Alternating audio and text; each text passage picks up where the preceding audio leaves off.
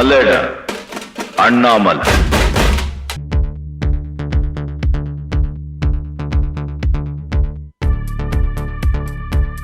இந்த தனியார் தொலைக்காட்சி நிறுவனம் இன்னைக்கு நம்ம அக்கா வச்ச சாம்பார்ல உப்பு அதிகமா காரம் அதிகம்னா ஆளுநர் ஷானகாஸ் அவர்கள் இல்ல உப்பு அதிகம் அப்படிம்பா.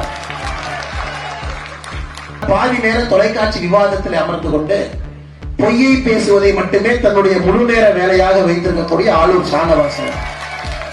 அடுத்த திமுகவுடைய தேர்தல் வாக்குறுதி சென்னை கொடுப்பாங்க. நாங்க 2024 பாராளுமன்ற தேர்தலில் ஜெயிச்சா வீட்டுக்கு போட்டு வாங்கி கொடுப்போமா, இதுதான் அவங்க சொல்ற ஒரே தேர்தல் வாக்குறுதி பாக்கி இருக்கு. 35 அமைச்சரவையில் பாதிக்கு பாதி இன்னைக்கு ஊழல் புகாரோ நீதிமன்றத்தில் ஒரு வழக்கோ அவர்கள் மீது இருக்கு. அதனால்தான் இந்த அரசை பொறுத்தவரை இதை ஊழல் அரசு என்று சொல்கிறோம். திமுக கார என் மேல தொடர்ந்து இருக்கக்கூடிய மான நஷ்ட வழக்கு மட்டுமே 1372 கோடி ரூபாய் நீதிமன்றத்தில் சண்டை போட்டு மான இருந்தா தாங்க நஷ்டப்படணும். இந்த தீய சக்தியை தமிழகத்திலிருந்து ஒழித்து கட்ட வேண்டிய நேரம் நமக்கு வந்துவிட்டது. உங்களை அனுப்பணும்.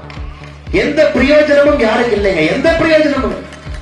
திமுக காரங்க வேற கட்சி மைக் எடுத்தாங்கன்னா ஐயா வாழ்க, அம்மா வாழ்க, இவங்க வாழ்க, அவங்க வாழ்க. இன்னைக்கு பிரச்சனைய பேசியா, 2023 பிரச்சனைய பேசியா, இன்னைக்கு பேசு. இன்னைக்கு சாப்பாடு எல்லாம் மக்கள் இருக்காங்க, அதை பத்தி பேசுங்கயா. கோலஹலாஸ் டிவி யூடியூப் சேனல், இது வாய்மையின் எக்காலம். எண்மண் எண் மக்கள் நடைப்பயணத்தின் 68, 69 மற்றும் 70ஆம் நாள் நடைப்பயணத்தை டிசம்பர் 25, 26 மற்றும் டிசம்பர் 27ஆம் தேதிகளில் மேற்கொண்டார் அண்ணாமலை. டிசம்பர் 25ஆம் தேதி பாபநாசம், கும்பகோணம் ஆகிய பகுதிகளில் 68ஆம் நாள் நடைப்பயணத்தை மேற்கொண்ட போது வருங்கால தலைமுறைகளான ஏராளமான சிறுவர்கள் அண்ணாமலையை காண பெரும் ஆர்வம் காட்டினர். இளைஞர்கள் சிலம்பம் ஆடியும் ஏராளமான தொண்டர்களும் அண்ணாமலையை வரவேற்றனர். பெண்கள் ஆரத்தி எடுத்து திலகமிட்டும், இளைஞர்கள் ஜோதி வழங்கியும் ஷால்வை அணிவித்தும் தங்கள் அன்பை வெளிப்படுத்தினர். கும்பகோணத்தில் பேண்டு வாத்தியங்கள் முழங்க வரவேற்பு களை கட்டியிருந்தது. பெண்கள் ஷால்வை அணிவித்தும் இளைஞர்கள் மாலையிட்டும் அண்ணாமலையை வரவேற்றனர். டிசம்பர் 26ஆம் தேதி நன்னிலம், திருவாரூர் ஆகிய பகுதிகளில் 69ஆம் நாள் நடைப்பயணத்தை மேற்கொண்ட போது திரளான தொண்டர்கள் புடைசூழ நடந்து வந்தார் அண்ணாமலை. இளம்பெண்களும் கட்சி முன்னோடிகளும் அண்ணாமலைக்கு வாழ்த்து தெரிவித்தனர். பெண்கள் ஆரத்தி எடுத்தும் மக்கள் தங்கள் குறைகளை எடுத்து கூறியும் அண்ணாமலையிடம் அன்பை வெளிப்படுத்தினர். திருவாரூரில் சிவாச்சாரியார்கள் அண்ணாமலைக்கு முதல் மரியாதை தந்து வரவேற்றனர். சிறுமிகள், ஏராளமான இளைஞர்கள் அண்ணாமலைக்கு வாழ்த்து தெரிவித்தனர். டிசம்பர் 27ஆம் தேதி கீழ்வேலூர், நாகப்பட்டினம் ஆகிய பகுதிகளில் 70ஆம் நாள் நடைப்பயணத்தை மேற்கொண்ட போது பாரம்பரிய முறையில் பெரும் வரவேற்பு காத்திருந்தது. பெரும் திரளானோர் நடைப்பயணத்தில் கலந்து கொண்டனர். மாற்றுத்திறனாளிகளின் குறைகளையும் கேட்டறிந்தார் அண்ணாமலை. நாகையிலும் நாட்டுப்புற கலை நிகழ்வுகளோடு வரவேற்பு களை கட்டியிருந்தது. பூரண கும்ப மரியாதை தரப்பட்டதோடு சிறுவர்களும் குட்டீஸ்களும் அண்ணாமலையை சூழ்ந்து கொண்டு தங்கள் மகிழ்ச்சியை வெளிப்படுத்தினர். தொடர்ந்து நாகப்பட்டினத்தில் பேசிய அண்ணாமலை திமுக அரசு மீது சரமாரி குற்றச்சாட்டுகளை முன்வைத்தார். ஒரு பரீட்சை பாரதிய ஜனதா கட்சிக்கு தமிழக மக்கள் ஒரு பரீட்சை வைத்தார். என்ன பரீட்சை வச்சாங்க? நாங்க பாரதிய ஜனதா கட்சி மோசமாக இருக்கக்கூடிய அந்த திமுக ஆட்சியை எதிர்த்து பேசுவதற்கு துணிவு இருக்கிறதா, தைரியம் இருக்கிறதா? சட்டமன்றத்தில் 4 எம்எல்ஏக்கள் நமக்கு இருக்கிறார். நம்மை விட பெரிய கட்சிகள் எல்லாம் தமிழகத்தில் இருக்கின்றார். ஆனால் பாரதிய ஜனதா கட்சி திமுக ஆட்சிக்கு வந்த முதல் நாளிலிருந்து உங்களுடைய குரலாக, சாமானிய மக்களுடைய குரலாக, திராவிட முன்னேற்ற கழகத்தினுடைய ஒரு சதி செயலும் கூட, ஊழல் செய்வதற்காக தயாராகி கொண்டிருந்த பொழுதும் கூட, ஊழல் செய்த பிறகும் கூட, மோசமான சட்டங்களை கொண்டு வந்து மக்களை வாட்டி வதைக்க தயாரான பொழுது கூட, ஒரு முறையும் கூட உங்களுக்காக பாரதிய ஜனதா கட்சி குரல் கொடுத்துக் கொண்டிருக்கிறது. அதிகாரத்தை எதிர்த்து நிற்கின்றோம், அமைச்சர்களை எதிர்த்து நிற்கின்றோம், ஊழல்வாதிகளை எதிர்த்து நிற்கின்றோம். எண்மண் எண் மக்கள் யாத்திரையினுடைய முக்கியமான நோக்கம் நம்முடைய கட்சியை பட்டி தொட்டி எல்லாம் எடுத்து செல்ல வேண்டும். உங்களுடைய வாசலுக்கே வந்து உங்களை சந்திக்க வேண்டும். நாம் ஒரு இடத்துல கூட்டம் போட்டு உங்களை கூப்பிடக்கூடாது. உங்களுடைய வீட்டு வாசல்ல நடந்து வந்து உங்களை பார்க்க வேண்டும். உங்களிடம் நலம் விசாரிக்க வேண்டும். 9 ஆண்டுகள் பாரத பிரதமருடைய ஆட்சி எப்படி இருக்குன்னு உங்களிருந்து கேட்டு தெரிஞ்சுக்கணும். நம்முடைய ஆட்சி திட்டங்கள்ல யாரெல்லாம் பயன்பட்டு இருக்கின்றார்களோ அவர்களை சந்திக்க வேண்டும். அவருடைய வாழ்க்கை எந்த அளவுக்கு மாறி இருக்குன்னு பார்க்கணும். தமிழகத்தில் ஏற்பட்டிருக்கக்கூடிய மோசமான இந்த திமுக ஆட்சியினுடைய அவலங்களை உங்களிடம் எடுத்து பேச வேண்டும் என்பதற்காகத்தாங்க அந்த யாத்திரையை நாங்கள் வடிவமைத்தோம். ஜூலை 28ஆம் தேதி ராமேஸ்வரத்தில் ஆரம்பித்த யாத்திரை 129வது தொகுதியாக நாகப்பட்டினத்துக்கு வந்திருக்கின்றோம். 128 தொகுதிகளை தாண்டி தென் தமிழகத்தை கடந்து, கொங்கு பகுதியை கடந்து, மத்திய தமிழகத்தை கடந்து, டெல்டா பகுதியினுடைய கடைசி தொகுதியில் நின்று கொண்டிருக்கின்றோம். ஆனாலும் இது ஒரு சாதாரணமான இடம் கிடையாது. 400 ஆண்டுகள் கிழக்காசியாவுடைய வரைபடம் எப்படி இருக்க வேண்டும் என்று இந்த நாகப்பட்டினத்தில் அமர்ந்து நீங்கள் தீர்மானித்தீர்கள். விஜயாலய சோழன் காலத்தில் ஆரம்பித்து ராஜேந்திர சோழன் 3 வரை, 3ஆம் ராஜேந்திர சோழன் வரை 400 ஆண்டுகள் முழு கிழக்காசிய நகரத்தையும் கூட, அங்க இருக்கக்கூடிய எல்லா நாட்டையும் கூட சோழர்களுடைய கப்பல் படை இங்கிருந்து புறப்பட்டுச்சு, இங்கிருந்து புறப்பட்டு போச்சு. கங்கை கொண்டான் கடாரம் கொண்டான் என்று சொல்வார். கடாரம் என்பது மலேசியாவில் இருக்கக்கூடிய பகுதி. அந்த கடாரத்தையும் கூட தன்னுடைய வெற்றி வாளால் பிடித்து சோழ பேரரசோடு இணைக்கப்பட்ட பொழுது கப்பல்கள் இங்கிருந்து போச்சு. அப்படிப்பட்ட அற்புதமான சரித்திர சான்று இருக்கக்கூடிய நாகப்பட்டினம் மண்ணிற்கு நம்முடைய எண்மண் எண் மக்கள் யாத்திரை வந்திருக்குதுங்க. சாதாரண ஊர் கிடையாது, சாதாரண ஊர் கிடையாது, வணிக நகரம். உலகத்தில் இருக்கக்கூடிய எல்லா வணிகர்களுமே சோழர்களுக்கு இங்க வந்து வணிகம் செய்ய வேண்டும் என்றால் இங்கே வருவார். ரோமானருடைய நாணயங்கள் கண்டெடுக்கப்பட்டிடும். காலத்தால் அழிக்கப்பட முடியாத புகழ்பெற்ற நாகப்பட்டினத்திற்கு இந்த புண்ணிய மண்ணில இன்று எண்மண் எண் மக்கள் யாத்திரை, அதன் மூலமாக தலைவர்களும் தொண்டர்களும் நாங்கள் கால் பதித்திருக்கின்றோம். இங்கு இருக்கக்கூடிய மீனவர் பெருங்குடி மக்கள், நம்முடைய மீனவ சொந்தங்கள், கடலை சார்ந்து இருக்கக்கூடிய சகோதரர்கள் 1000 ஆண்டுகளுக்கு முன்பு இங்கு இருக்கக்கூடிய கல்வெட்டுல மீனவ சொந்தங்களை சிவன் படவர் என்று சொல்கின்றார். அதாவது அப்பவே சிவபெருமானை வழிபட்டு சுத்த சைவர்களாக இருந்த மீனவர்கள் அப்பிருந்த 1000 ஆண்டுகளுக்கு முன்பு கல்வெட்டு. அப்படிப்பட்ட அழியாத ஒரு சரித்திரத்தை புகழாக கொண்டிருக்கக்கூடிய மீனவ சொந்தங்கள் இருக்கக்கூடிய நாகப்பட்டினத்திற்கு வந்திருப்பது எங்களுக்கு மற்றற்ற மகிழ்ச்சி. அது மட்டும் இல்லை, சிக்கல் சிங்காரவேலர் கோவில் இருக்கக்கூடிய பகுதிக்கு வந்திருக்கின்றோம். சூரபத்மனை சம்மாரம் செய்ய வேண்டும் என்று பராசக்தி கிட்ட வேல் வாங்கி சென்ற பொழுது சிக்கல் இருந்து வாங்கிட்டு போனார். இன்னைக்கு தமிழகத்திலே நிறைய சூரபத்மனை வதம் செய்ய வேண்டிய கட்டாயம் நமக்கு இருக்கு. ஊழல் என்கின்ற சூரபத்மனை வதம் செய்ய வேண்டும், குடும்ப ஆட்சி என்கின்ற சூரபத்மனை வதம் செய்ய வேண்டும், பேராசை என்கின்ற சூரபத்மனை வதம் செய்ய வேண்டும், அரசியலே மக்கள் பணத்தை கொள்ளையடிக்கக்கூடிய சூரபத்மன்களை எல்லாம் வதம் செய்ய வேண்டும். அதற்கு சிக்கலில் இருந்து ஆரம்பித்தீங்கன்னா நமக்கும் வெற்றி கிடைக்கும் என்கின்ற நம்பிக்கையில இந்த யாத்திரை இங்க இருக்கிற சகோதர சகோதரர். அப்படிப்பட்ட சரித்திர புகழெல்லாம் பெற்றிருக்கக்கூடிய 63 நாயன்மார்களே முக்கியமான ஒருவராக இருக்கக்கூடிய அதிபத்த நாயன்மாரனுடைய ஊரும் கூட இது. எதுக்கு இதெல்லாம் சொல்றாங்க? இந்த புகழை எல்லாம் இங்கு இருப்பவர்கள் யாரும் பேசுவது கிடையாது. யாரும் திமுக வந்தாங்கன்னா சரித்திரத்தையே 1967 தான் பேசுவோம். அதற்கு முன்பு என்ன நடந்துச்சுன்னு கூட சொல்ல மாட்டான். 1000 ஆண்டு 2000 ஆண்டுகளுக்கு முன்பு உங்களுடைய சரித்திரம் இப்படிப்பட்ட சரித்திரம். இன்னைக்கு நாகப்பட்டினம் எங்க இருக்குன்னு பார்ப்போம். சோழர் காலத்தில் எப்படி இருந்தோம்னு பேசிட்டோம். கடந்த 70 ஆண்டுகளிலே நாகப்பட்டினம் எப்படி இருக்கிறது என்பதை பேசுவதற்காகவும் நீங்க வந்திருக்கின்றோம். தமிழகத்தினுடைய இந்த மொத்த மாநிலத்தினுடைய உற்பத்தி திறன், நாம் பொருட்கள் எல்லாம் உற்பத்தி பண்றோம். எந்தெந்த மாவட்டம் முதன்மை மாவட்டமா இருக்கிற பாத்தீங்கன்னா சென்னை, திருவள்ளூர், காஞ்சிபுரம், கோயம்புத்தூர், இந்த 4 மாவட்டங்கள் மட்டுமே தமிழகத்தினுடைய 32% 32 விழுக்காடு உற்பத்தி திறன் இந்த 4 மாவட்டம். 1000 ஆண்டுகளுக்கு முன்பு கோலோச்சிய 400 ஆண்டுகள் கிழக்காசியாவுடைய வரைபடத்தை தீர்மானித்த நாகப்பட்டினம் எங்க இருக்குனாங்க. தமிழகத்தினுடைய உற்பத்தி திறன்ல வெறும் 1.3 விழுக்காடு மட்டுமே நாகப்பட்டினம் என்னை கொடுக்குது. எப்படி தேய்ந்திருக்கிறது பாருங்க. எப்படி இருந்த ஊர் சரித்திரத்தில் எப்படி நிலைத்து நின்ற ஊர் இப்ப இருக்கக்கூடிய ஆட்சியில தொடர்ச்சியா கடந்த 50-60 காலத்துல எப்படியெல்லாம் தன்னுடைய பொலிவை எல்லாம் இழந்து தமிழகத்தினுடைய உற்பத்தி திறன்ல வெறும் 1.3% எங்க இருக்குதுங்க. அதனாலதான் இளைஞர்கள் வெளியே வேலைக்கு போறாங்க. நாகப்பட்டினத்திலிருந்து இளைஞர்கள் வெளியே வருகின்றீர்கள். திருப்பூருக்கு வர்றீங்க, கோயம்புத்தூருக்கு வர்றீங்க, காஞ்சிபுரத்துக்கு வர்றீங்க, சென்னைக்கு வர்றீங்க, மதுரைக்கு வர்றீங்க, சிங்கப்பூருக்கு போறீங்க, மலேசியாவுக்கு போறீங்க, லண்டனுக்கு போறீங்க, ஐரோப்பிய நாடுகளுக்கு போறீங்க. ஆனா ஒரு காலத்துல நாகப்பட்டினத்தினுடைய துறைமுகத்திற்கு உலகமே வந்துச்சு. ஆனா இங்கிருந்த இளைஞர்கள் இன்னைக்கு நாகப்பட்டினத்திலிருந்து உலகை நோக்கி போறாங்க. இதை மாத்தணுங்க ஐயா, மாற்ற வேண்டிய நேரம் வந்து விட்டது. இந்த கடிகாரத்தை திருப்ப வேண்டும். 2024 பாராளுமன்ற தேர்தல் நமக்கு ஒரு நல்ல வாய்ப்பை கொடுத்திருக்கிறது. மறுபடியும் இந்திய வரைபடத்தில், உலகத்தினுடைய வரைபடத்தில் இந்த பொலிவு மிக்க நாகப்பட்டினத்தை மறுபடியும் கொண்டு வர வேண்டும் என்றால் அது நரேந்திர மோடி என்கின்ற ஒற்றை மனிதனால் மட்டும்தான் முடியும். பாரதிய ஜனதா கட்சியால் மட்டும்தாங்க முடியும். அது மட்டுமில்ல, தமிழகத்தினுடைய ஒவ்வொரு மாவட்டத்தினுடைய வளர்ச்சி பார்த்தீங்கன்னா அதனுடைய மனித வளர்ச்சி குறியீடு என்று சொல்லுவோம். தமிழகத்திலே கடைசியிலிருந்து 7வது மாவட்டமாக நாகப்பட்டினம் இருக்கு. அப்படின்னா 32 மாவட்டங்கள் உங்களுக்கு மேல இருக்கா. 32 மாவட்டங்கள் உங்களுக்கு மேல, கடைசியிலிருந்து 7வது மாவட்டமாக நாகப்பட்டினம், கடைசி மாவட்டமாக அரியலூர், கடைசியிலிருந்து 7வது மாவட்டமாக நாகப்பட்டினம். எதற்காக இதை நான் சொல்றேன்னாங்க, திராவிடத்தால் அழிந்த ஒரு மாவட்டம் நீங்க எடுத்துக்கிட்டீங்கன்னா அரியலூர் ஒரு மாவட்டம், பெரம்பலூர் ஒரு மாவட்டம்.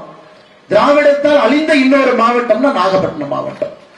இப்படிப்பட்ட சரித்திர புகழ் இருந்து, கடற்கரை இருந்து, துறைமுகம் இருந்து, ஒரு பக்கம் விவசாயம், ஒரு பக்கம் மீனவர்கள் இருந்து, தமிழகத்திலே எந்த ஒரு மாவட்டத்திற்கும் இல்லாத இயற்கை வளம் இருக்கக்கூடிய நாகப்பட்டினம் மாவட்டத்தினுடைய வளர்ச்சி என்பது திராவிட அரசியலே பின்னோக்கி சென்றிருக்கிற சகோதர சகோதரிகள்.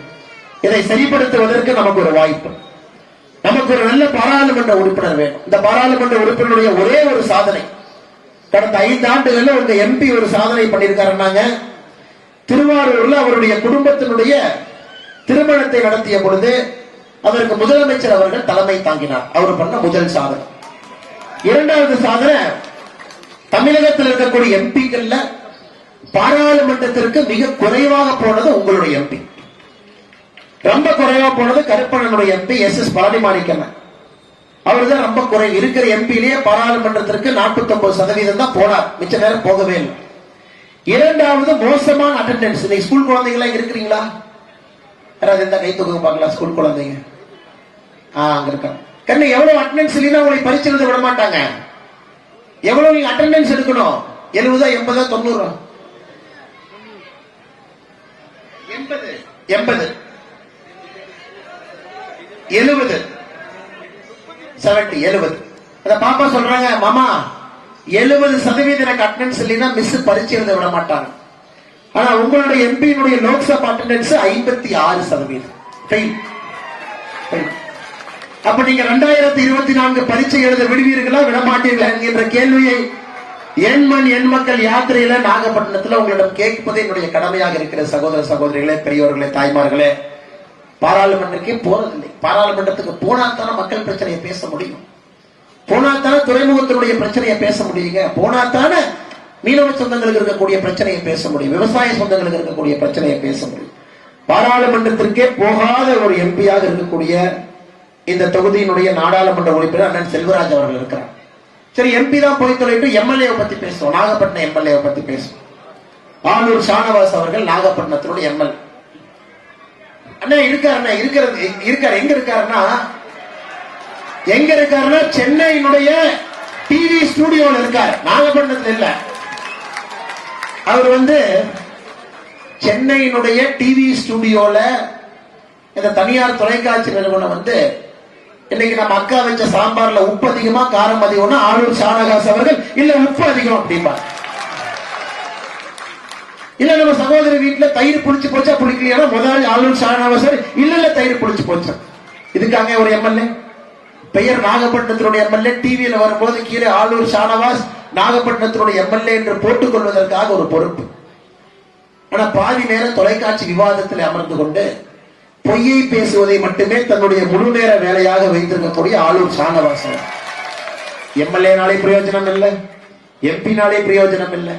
அதனால் நாகப்பட்டினம் மக்களை காப்பாற்ற வேண்டிய கட்டாயத்தில் நாம் இருக்கின்றோம். வளர்ச்சி வளர்ச்சி வளர்ச்சி, இந்த 3 மட்டும்தாங்க நம்முடைய தாரக மந்திரம். 2024 2029 வரை நம்முடைய பாரதிய ஜனதா கட்சி தேசிய ஜனநாயக கூட்டணியுடைய பாராளுமன்ற உறுப்பினர் இந்த 3 வார்த்தையை மட்டும்தான் பேச போகின்றார். வளர்ச்சி வளர்ச்சி வளர்ச்சி. திட்டங்களை கொண்டு வருவது, தொழிற்சாலைகளை கொண்டு வருவது, வேலை வாய்ப்பை ஏற்படுத்துவது, கடல் சார்ந்த தொழிற்சாலைகளை கொண்டு வருவது, விவசாயம் சார்ந்த தொழிற்சாலைகளை கொண்டு வருவது, இங்க இருக்கக்கூடிய இளைஞர்களுக்கு நாகப்பட்டினத்திலே வேலை வாய்ப்பை உருவாக்கி கொடுப்பது. இதை மட்டுமே நம்முடைய வேலையாக 5 ஆண்டுகள் செய்யணும். அப்பதான் நீங்க 1.3% உற்பத்தி திறன் தமிழகத்தில் கடைசியிலிருந்து 7ஆவதா இருக்கிறேன்.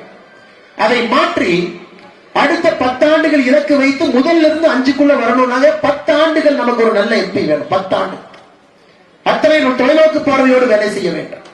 தலைகீழாக மாற்றி சரித்திரத்தை புரட்டி போட்டு விஜயால சோழன் காலத்தில் இருந்த பெயரும் ராஜராஜ சோழன் 3 ராஜேந்திர சோழன் காலத்தில் இருந்த பெயரும் திரும்ப நம்முடைய நாகப்பட்டினம் துறைமுகத்துக்கு கிடைக்க வேண்டும் என்றால் அது பாரதிய ஜனதா கட்சியில மட்டும்தாங்க முடியும். 12-13ஆம் தேதி இந்த மாசம் டிசம்பருங்க மழை வரும். எல்லோ அலர்ட் கொடுத்தாங்க. எல்லோ அலர்ட்னா 10 நாளுக்குள்ள கடினமான மழை வரும் என்று அர்த்தம். 13ஆம் தேதி அலர்ட் கொடுக்கிறாங்க தென் தமிழகத்தை பொறுத்தவரை. இந்த மாசம் 18ஆம் தேதி 19ஆம் தேதி 17ஆம் தேதி இரவிலிருந்து கனமழை. திருநெல்வேலியுடைய மேயர் எங்க இருக்கிறார்னாங்க சேலத்துல இளைஞரணி மாநாட்டுக்கு பந்தல் போட்டுட்டு இருக்காரு.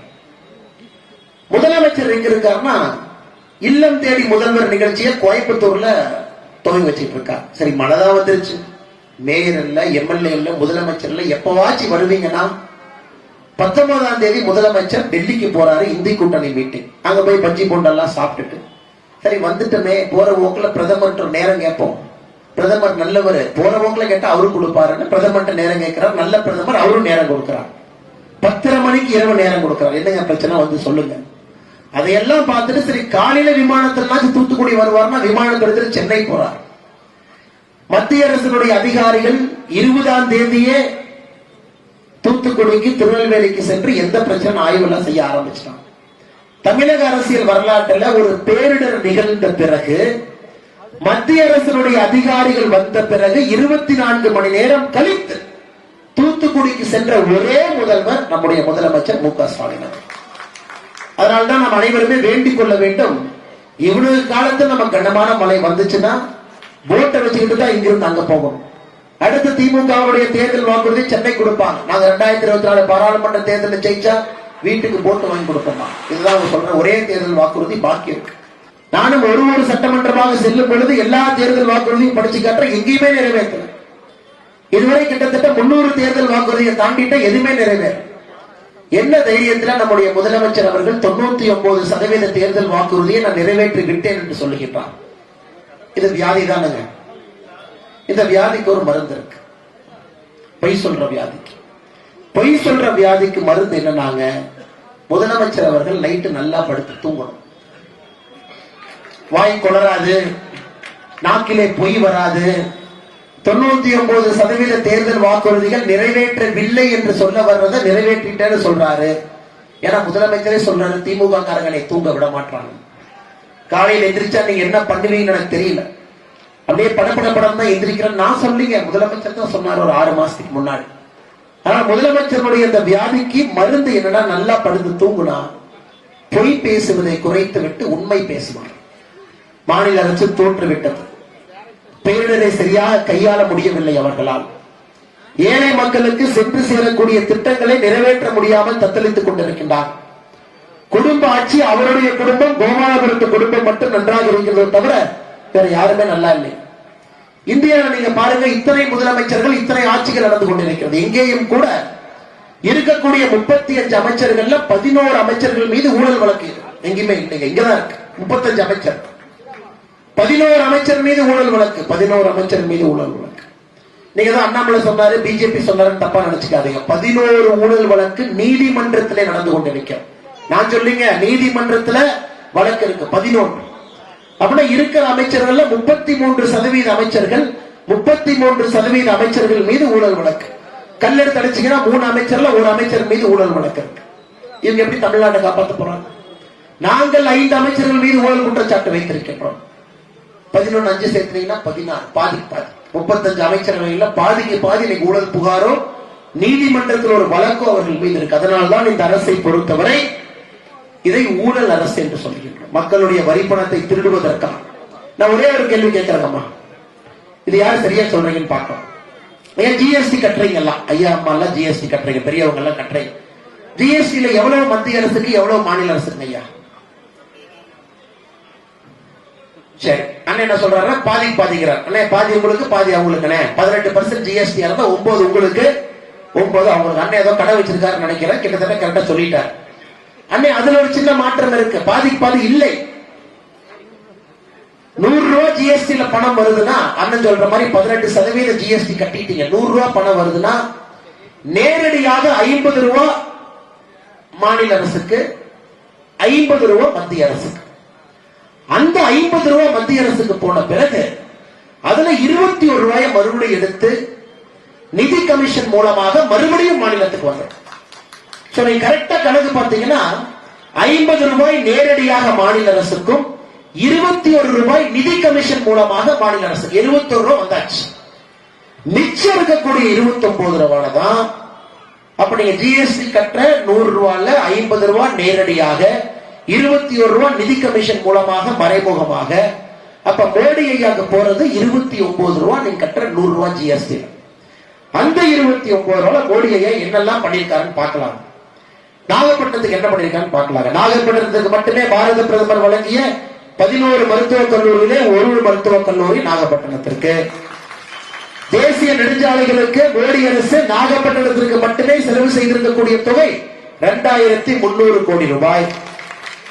வீடு இல்லாதவர்களுக்கு கான்கிரீட் மோடி வீடு மட்டுமே 9 ஆண்டுகள் நாகப்பட்டினத்திலே கட்டி கொடுக்கப்பட்டிருப்பது 35,647 வீடுகள். ஒரு வீடு 2,40,000 ரூபாய் மானியம் கொடுத்துறாங்க. குழாய் மூலமாக குடிநீர் வழங்கப்பட்டிருக்கக்கூடிய வீடுகள் 24,748. இலவச கழிப்பறைகள் கட்டி கொடுக்கப்பட்டிருப்பது 91,043 வீடுகளுக்கு. சமையல் எரிவாயு சிலிண்டர் இல்லாதவங்களுக்கு முதலாக சமையல் எரிவாயு சிலிண்டர் வந்திருப்பது 42,372 குடும்பங்களுக்கு. விவசாய பெருமக்கள் இங்க இருக்கிறீங்க, 6,000 ரூபாய் வங்கி கணக்குக்கு வருதுங்க ஐயா. விவசாய பெருமக்களுக்கு 6,000 ரூபாய் யாராவது கை தூக்க முடியுங்களா ஐயா? நிறைய பேருக்கு வருது. உங்களை போல நாகப்பட்டினம் மாவட்டத்தில் மட்டுமே 6,000 ரூபாய் வருஷம் பெறக்கூடிய விவசாயிகள் 53,252 விவசாயிகள். முத்ரா கடன் இந்த ஒரு மாவட்டத்தில் மட்டுமே முத்ரா திட்டத்தின் மூலமாக கொடுக்கப்பட்டிருக்கக்கூடிய கடன் 3,879 கோடி ரூபாய்.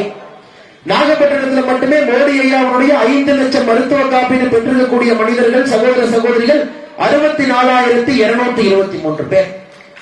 இதெல்லாம் கூட்டி பார்த்தீங்கன்னா நீங்க கட்டியிருக்கக்கூடிய வரியினுடைய கணக்கு.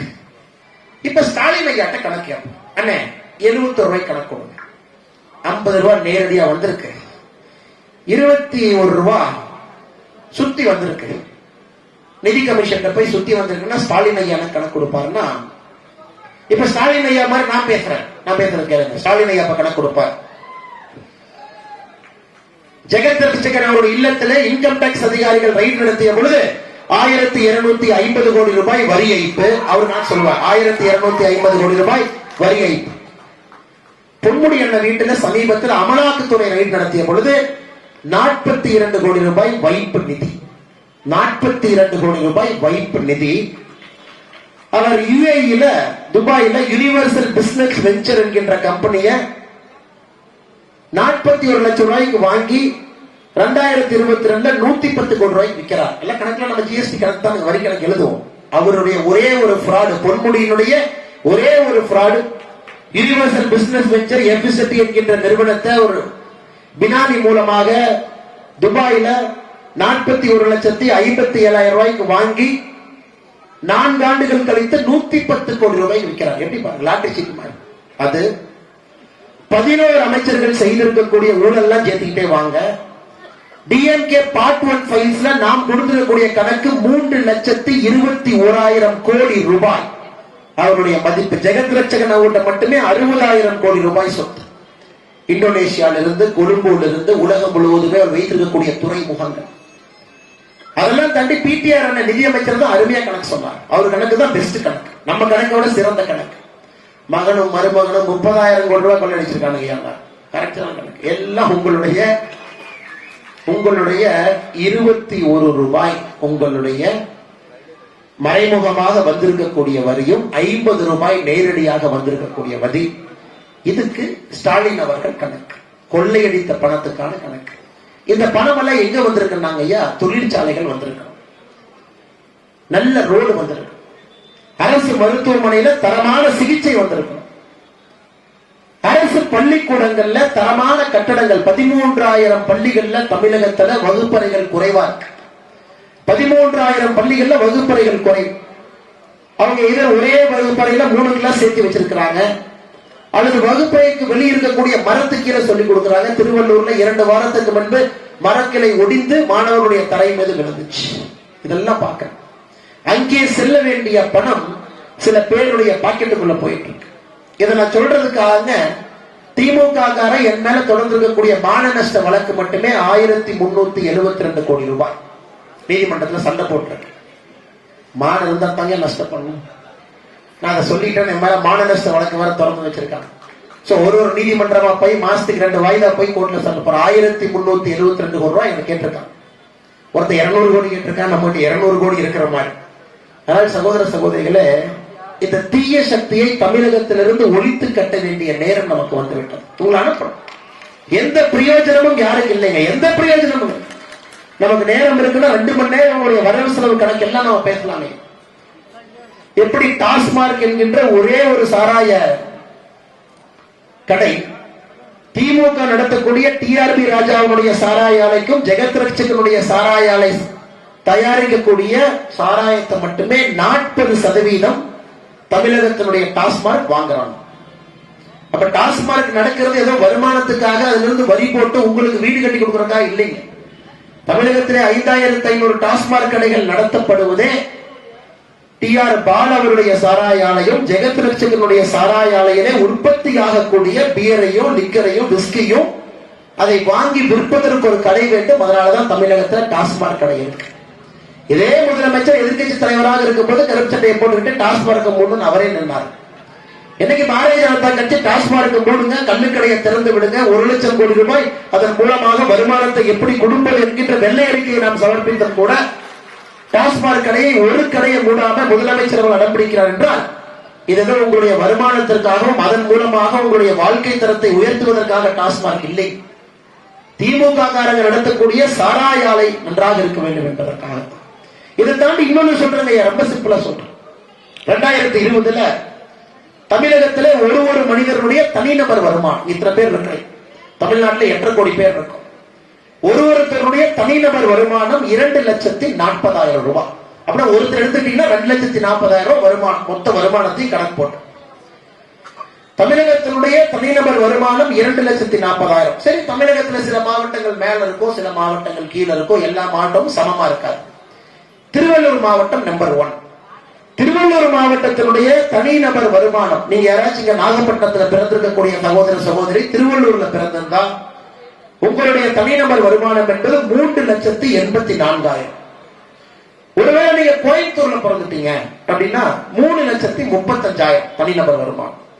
ஒருவேளை காஞ்சிபுரத்தில் பிறந்திருந்தீங்கன்னா 2,81,000. ஒருவேளை சென்னையில பிறந்திருந்தால் 2,66,000. நீங்க வந்துகிட்டே வரும். நாகப்பட்டினத்தில் நாம் பிறந்ததால் நாகப்பட்டினத்தினுடைய ஒரு தனிநபர் வருமானம் 1,16,000. என்னுடைய கணக்கு பாருங்க, கணக்கு பாருங்க. இந்த கணக்கு யாரும் பேசவே மாட்டாங்க. திமுக காரங்க வேற கட்சி வந்து பைக் எடுத்தாங்கன்னா ஐயா வாழ்க, அம்மா வாழ்க, இவங்க வாழ்க, அவங்க வாழ்க. இன்னைக்கு பிரச்சனைய பேசியா? 2023 பிரச்சனைய பேசியா? இன்னைக்கு பேசு. இன்னைக்கு சாப்பாடு எல்லாம் மக்கள் இருக்காங்க, அதை பத்தி பேசுங்கயா. இன்னைக்கு ஒரு மாவட்டத்தினுடைய வளர்ச்சியை பத்தி பேசுவோம். திராவிட மாடல்ங்கிறீங்களே, எதற்காக நாகைப்பட்டினத்திலிருந்து நம்முடைய இளைஞர்கள் வெளியே போறாங்கன்னா இதுதான் ஐயா காரணம், வேற ஒரு காரணம் கிடையாது. நாகப்பட்டினத்தினுடைய ஒரு தனிநபருடைய வருமானம் என்பது சராசரியாக ஒரு தமிழனுடைய பாதி வருமானம் தான் உங்கள் வருமானம். திருவள்ளூர் மாவட்டத்தினுடைய 33% வருமானம் தான் உங்களுக்கு. தப்பு நீங்க பண்ணீங்க, நீங்க பண்ணல. அதே கடுமையான உழைப்பும் போட்டிருக்கு, அதை விட கடுமையா உழைக்கணும். தப்பு செய்தது அரசியல்வாதி. வரக்கூடிய பணத்தை எல்லாம் சாப்பிட்டு சாப்பிட்டு சாப்பிட்டு தொழிற்சாலைகளை கொண்டு வராமல் வளர்ச்சியை பத்தி பேசாம இந்து முஸ்லிம் சண்டை, இந்து கிறிஸ்டியன் சண்டை, ஜாதி ஜாதி சண்டை, இதை வச்சு மாத்தி மாத்தி பேசி இன்னைக்கு நம்முடைய நாகப்பட்டினத்தினுடைய வளர்ச்சியை பின்னோக்கி எடுத்து சென்றிருக்கின்றார். இன்னைக்கு நீங்க சென்னை வந்துட்டீங்க, ஒருவேளை சகோதரர் அரசியல் சேரணும்னு ஆசை இருக்குன்னா சென்னை கிளம்பி வந்தா பெரிய பெரிய கட்சி ஆபீஸ் எல்லாம் இருக்கும். நீங்க தடுமாறுவீங்க, இந்த ஆபீஸ் போலாமா, இல்ல பிஜேபி அலுவலகத்துக்கு வரலாமா, இல்ல திமுக அலுவலகத்துக்கு போலாமா, எங்கேயாச்சும் போய் நம்ம ஒரு கட்சியில சேர்ந்து மக்களுக்கு சேவை பண்ணு. சென்னையில் இருக்கக்கூடிய கட்சி அலுவலகத்துக்கு போனீங்கன்னா என்ன பேசுவாங்க நானே சொல்லிடுறேன். வளர்ச்சியை பத்தி எங்கேயுமே பேசுறது இல்லைங்க, ஜாதியை பத்தி பேசுறாங்க. ஜாதியை பத்தி நாகப்பட்டினத்துல இந்த ஜாதி அதிகம், அந்த ஜாதியிலிருந்து ஒரு வேட்பாளரை போடியா ஜெயிச்சிருவார். பாராளுமன்றமா இந்த ஜாதி அதிகம், இந்த ஜாதியை போடியா ஜெயிச்சிருவார். இந்த முதல்வன் படத்துல ரகுவரன் சொல்ற டயலாக் மாதிரி தான் எல்லா கட்சி ஆபீஸ்லயும் இருக்கும். ஆனா இன்னைக்கு மோடி ஐயா இதை உடைக்க வேண்டும் என்று நினைக்கின்றார். ஜாதியை வைத்து தமிழகத்திலே அரசியல் நடந்து கொண்டிருக்கிறது. பிரதமர் அவர்கள் சொல்லுகின்றார்கள், மோடி அவர்கள், ஆமாம் பிஜேபி நாங்களும் ஜாதியை நம்புறோம். உன்னை உடன்பிறப்பு சொல்றார், என்னன்னா உங்க பிரதமர் ஜாதியை பத்தி பேசிட்டாரு, இதைத்தான் 70 வருஷமா பிழைக்க தெரியாத கட்சி பிஜேபி. நான் சொல்லிட்டே இருக்கிறேன், ஜாதி அரசியல் பண்ணணும் தமிழ்நாட்டில், நீங்க தேசிய அரசியல் பண்றீங்க, அதனாலதான் நீங்க வளரவே இல்லை. நான் சொன்ன தம்பி உடன்பிறப்பே, மோடியை சொன்னதை முழுச கேட்டு பேசு. மோடியை சொன்ன 4 ஜாதி என்னன்னாங்க, 4 ஜாதியை பாரதிய ஜனதா கட்சி நம்புகிறது. 4 ஜாதி என்னன்னாங்க, முதல் ஜாதி என்பது ஏழை ஜாதி, இரண்டாவது ஜாதி என்பது பெண்கள் ஜாதி, மூன்றாவது ஜாதிகள் என்பது விவசாயிகள் ஜாதி, நான்காவது ஜாதி என்பது இளைஞர்கள் ஜாதி. இந்த 4 ஜாதிக்கு மட்டும்தான் பாரதிய ஜனதா கட்சியினுடைய அரசியலும் ஆட்சியும் இருக்கு. அதுல ஏழை ஜாதி என்கின்ற ஜாதி இருக்கக்கூடாதுன்னு நினைக்கிறோம். ஏழை என்கின்ற சமுதாயமே இங்க இருக்கக்கூடாது. எல்லாம் நடுத்தர வர்க்கத்திற்கு மேலே வர வேண்டும். வீடு வேணும், அவங்களுக்கு தேவையான எல்லா திட்டங்களும் வீட்டுக்கு போய் சேரும். இளைஞர்கள், பெண்கள், இவர்களுக்கு மத்திய அரசுடைய திட்டங்கள் மூலமாக அவர்களை வலிமைப்படுத்த வேண்டும் என்று நினைக்கின்றோம். எங்களுக்கும் ஜாதி அரசியல் இருக்கிறதால் எங்கள் ஜாதி என்பது ஏழை ஜாதி, பெண்கள் ஜாதி, இளைஞர்கள் ஜாதி, விவசாயிகள் ஜாதி. இதாங்க அந்த கட்சிகளுக்கும் நம்ம கட்சிகளுக்கு கூடிய அடிப்படை வித்தியாசம் என்பது. வளர்ச்சி அரசியலை முன்னெடுத்து நாம் அனைவரும் வளர வேண்டும் என்று பாரதிய ஜனதா கட்சி நினைக்கிறது. பாரத பிரதமர் நரேந்திர மோடி அவர்கள் நினைக்கிறார். அதே நேரத்தில் நாகப்பட்டினத்துக்கு வந்துட்டுங்க 2 விஷயங்களை பற்றி நாம் பேசாமல் சென்றால் நன்றாக இருக்காது. ரொம்ப நாள் உங்களுடைய கனவு என்னன்னாங்க, அந்த லைடன் தகடை கொண்டு வரணும். நாகப்பட்டினத்தில் சில பேருடைய கோரிக்கை வைக்கிறேன், ஆனா இந்த லைடன் தகடை எங்களுக்கு வேணும் அப்படி. ஒருவேளை நம்முடைய சகோதர சகோதரர் என்ன லைடன் தகடை பத்தி என்ன பேசுறீங்கன்னாங்க, நாகப்பட்டினத்திலிருந்து ஒரு சரித்திர புகழ்மிக்க ஒரு தகடு, ஒரு செப்பு தகடு இன்னைக்கு இங்க இல்லைங்க. அது எப்பவோ நெதர்லாண்ட்ஸுக்கு போயிடுச்சு. அது ராஜராஜ சோழனுடைய காலத்துல 9ஆம் 10ஆம் நூற்றாண்டிலே ஒரு செப்பு தகடை வெளியிட்டான். 21 செப்பு தகடு அப்ப வெளியிட்டது. அதுல 5 செப்பு தகடு சோழ பாரம்பரியத்தினுடைய வாரிசுகளை குறிக்கிறாங்க சமஸ்கிருதத்தில். 16 செப்பு தகடு தமிழ்ல இருக்கு. அது என்ன இருக்குன்னாங்க, கடாரம் போய் நம்ம ஆளுங்க சோழர் பேரரசு கடாரம் போய் ஜெயிச்சுட்டு வந்தாங்க.